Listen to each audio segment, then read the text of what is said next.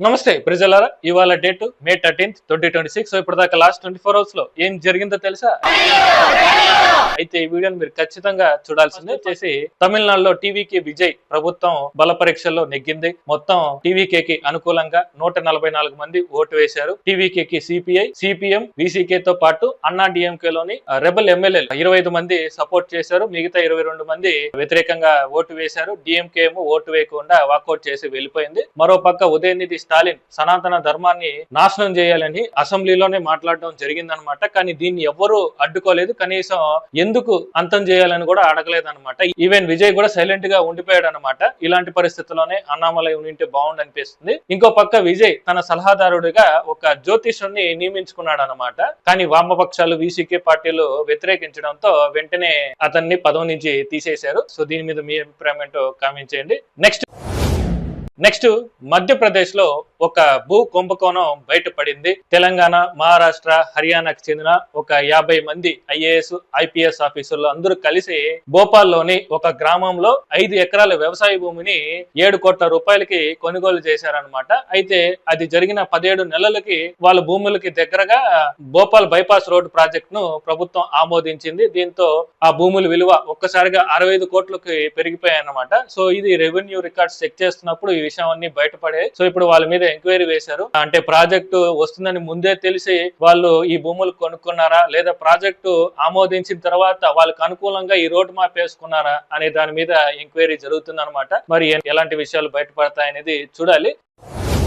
Next మొన్న మన PM Modi సంవత్సరం వరకు గోల్డ్ కొనకండి, పెట్రోల్ డీజిల్ వాడకాన్ని తగ్గించండి, ఈవీ వెహికల్స్ ని ప్రోత్సహించండి, డెస్టినేషన్ వెడ్డింగ్స్ ని క్యాన్సిల్ చేసుకోండి, వర్క్ ఫ్రం హోమ్ కి షిఫ్ట్ అవ్వండి, స్కూల్స్, కాలేజెస్, క్లాసెస్ కూడా ఆన్లైన్ లో పెట్టుకోండి అని పిలుపుచ్చిన విషయం తెలిసిందే. సో ఇప్పుడు కేంద్రం గోల్డ్, సిల్వర్, ప్లాటినం ఇంపోర్ట్స్ పై టారిఫ్స్ ను 5% నుంచి 10% కి పెంచేసింది అనమాట.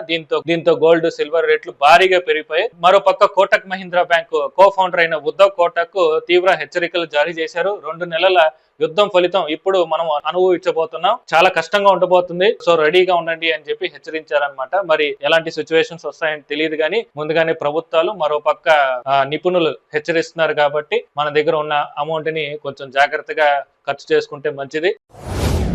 నెక్స్ట్ ఢిల్లీలో జరిగిన సిఐఐ సమిట్ లో ప్రపంచంలోనే అతిపెద్ద కంపెనీ అయిన ఈవై కంపెనీ ఆంధ్రప్రదేశ్ లో పెట్టుబడులు పెట్టడానికి ముందుకొచ్చింది.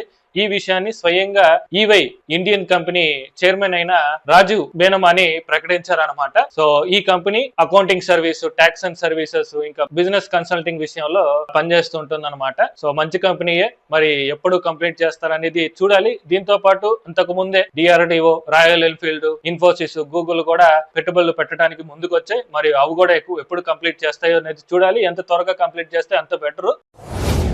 నెక్స్ట్ వెస్ట్ బెంగాల్ కి సువేండు అధికారి సీఎం అయిన తర్వాత తన యాక్షన్ ప్లాన్ ని స్టార్ట్ చేశాడు అనమాట. తన పిఏ అయిన చంద్రనాథ్ ను చంపిన 3 నిందితుల్ని పోలీసులు అరెస్ట్ చేశారు.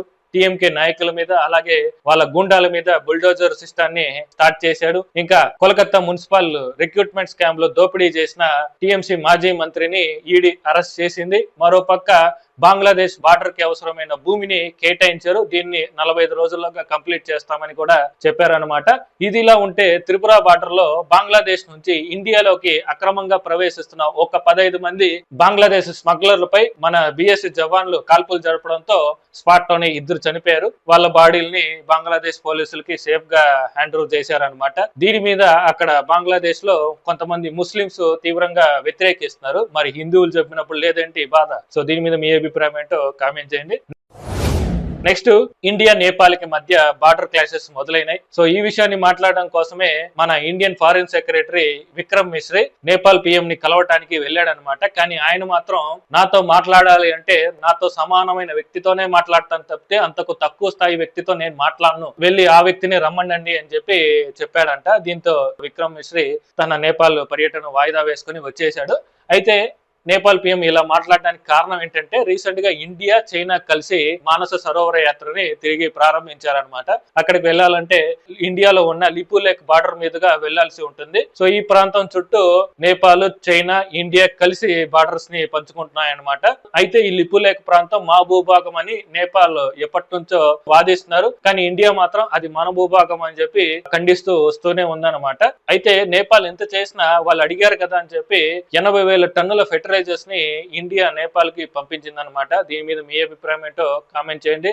అది లాస్ట్ 24 అవర్స్ లో జరిగిన ట్రెండింగ్ న్యూస్ అయితే హోప్ మీకు వీడియో నచ్చిందని అనుకుంటా. నచ్చితే ఒక లైక్ చేయండి. ఇలాంటి అప్డేట్స్ కోసం మన ఛానల్ ని సబ్స్క్రైబ్ చేసుకోండి. మరో కొత్త వీడియోతో మళ్ళీ కలుద్దాం.